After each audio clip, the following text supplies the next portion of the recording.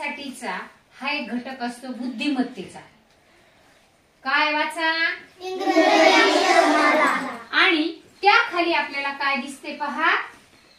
English letters दिसते. वाचा.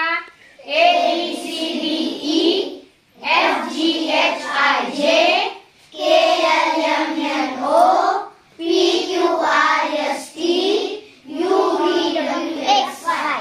पहा याच्यामध्ये एक लेटर मिसिंग आहे. पहा कोणतं? झेड. म्हणजे प्रत्येक गटामध्ये किती लेटर्स दिसतात तुम्हाला? 5 लेटर्सचा एक गट.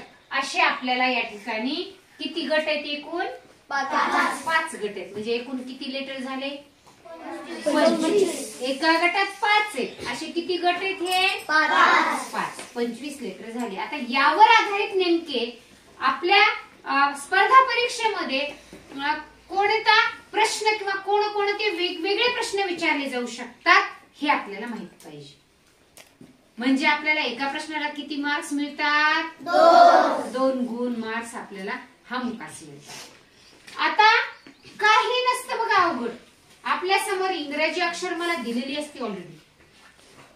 फक्त त्याचं निरीक्षण करून विचारलाय काय प्रश्न आणि आपल्याला उत्तर काय लिहायचंय हे आपल्याला मात्र बारकाईनं पाहावं लागेल. आता कॉमन काही गोष्टी असतात. एकूण लेटर किती त्याच्यामध्ये? 25 आहेत. बरोबर आहे. तुम्हाला माहितीये मधलं अक्षर जेव्हा शोधायचं आहे तेव्हा समसंख्येत सांगता येतं का विषम संख्या असल्यावर सांगता येतं? विषम संख्या असल्या तरच मधलं लेटर सांगता येतं. सांगा बरं. मग आता तुम्हाला पहिला प्रश्न असा विचारला की दिलेल्या अक्षरमालेमधील मधोमध येणारे अक्षर कोणते? राईट. बघा इकडे एक गट सोडला, हा इकडचा एक गट सोडला, हा इकडचा दुसरा गट सोडला, इकडलाही दुसरा गट सोडला. सेम सेम सोडत चालायचं. आपल्याला माहितीये मधलं अक्षर शोधायचंय. आता हे दोन्ही गट गेले, इकडचे गेले, इकडचं लेटर गेलं, यातलं लेटर गेलं, हे लेटर गेलं, हे लेटर गेलं. राहिलं कोणतं मध्यभागी? याला सुरुवातीला नंबर देऊन घ्यायचे. सुरुवातीला आपण सगळ्यात सोपं काम करून घ्यायचं. दिलेल्या अक्षरमालेला काय देऊन घ्यायचे? नंबर देऊन घ्यायचे. म्हणजे विचारलेला कोणताही प्रश्न कसाही विचारलेला असेल तर आपल्याला काय होतं? आपलं काम सोपं होतं. पुढचं काम अगोदरच सोपं होऊन जातं. एकूण लेटर किती आहेत? हे 25. मधला लेटर कोणता आहे मग? एम आहे. आता पुढचा प्रश्न. दिलेल्या अक्षरमालेतील मधल्या अक्षराच्या डावीकडील दुसरे अक्षर कोणते? अक्षरमाला बघितल्याशिवाय येणार नाही. दिलेल्या अक्षरमालेत मधोमध येणाऱ्या अक्षराच्या डावीकडील दुसरे अक्षर कोणते? एम. बघितलंय? म्हणजे त्याचा क्रमांक कितवा आहे? 13. मग आता त्याच्या डावीकडील दुसरं अक्षर के. डावीकडील म्हटलं की आपल्या समोर असणारी अक्षरमाला आणि आपला हात डावा उजवा. उजवीकडे म्हटलं इकडे बघायचं. त्या अक्षराच्या डावीकडे या साईडला बघायचं. त्यानंतर दिलेल्या अक्षरमालेत 18व्या अनुक्रमांकावर असलेले अक्षर कोणते? हे कधी सांगता आलं तुम्हाला पटकन?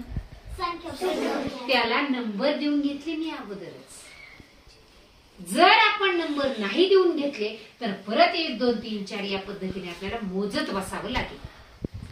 त्यासाठी प्रश्नपत्रिका आपल्या हातात पडली आणि आपला वेळ सुरू झाला की ज्यावेळेस हा प्रश्न येतो तेव्हा त्याच्या अगोदर आपण काय करायचं?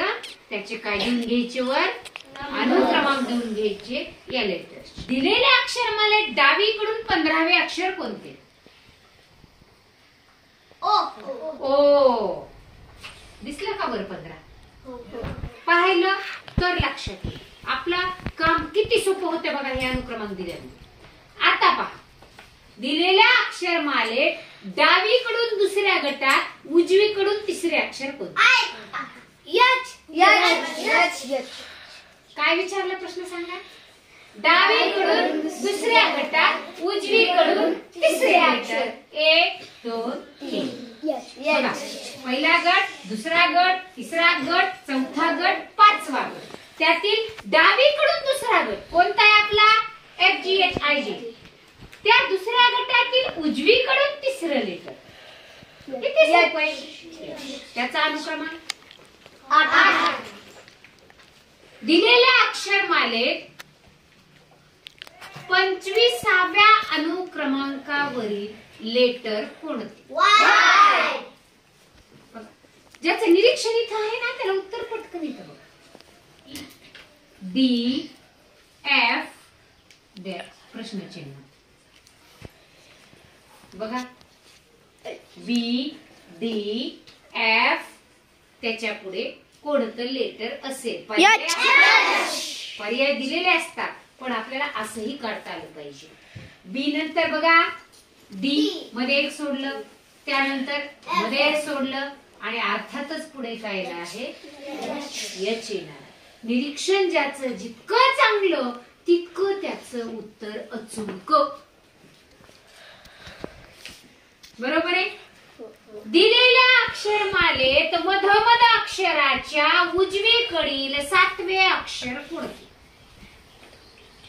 दिलेल्या अक्षरमालेतील मधोमध अक्षराच्या उजवीकडील 7वे अक्षर कोणते? बघूयात आपण. मधोमधचे लेटर कोणतं अक्षर? त्याच्या पुढचं उजवीकडे म्हणतात उजव्या हाताने 7वं लेटर. 1 2 3 4 5 6 7 म्हणजे कोणतं लेटर आहे? टी. दिलेल्या अक्षरमालेत उजवीकडून शेवटचे अक्षर कोणते? बघा प्रश्न. बऱ्याच जणांच्या चेहऱ्यावर प्रश्नचिन्ह वाटले मला. दिलेल्या अक्षरमालेत उजवीकडून शेवटचे अक्षर कोणते? वाय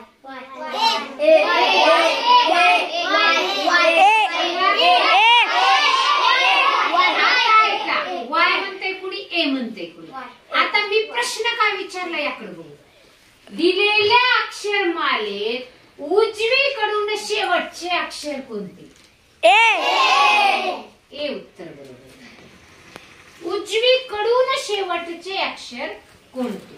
कोणत्या क्रमांकाची अक्षरे घेतल्यास BOY हा शब्द तयार होईल? 2 15 25 बरोबर आहे. 2चा नंबर किती आहे? B चा 2, याचा आहे आणि याचा आहे 25.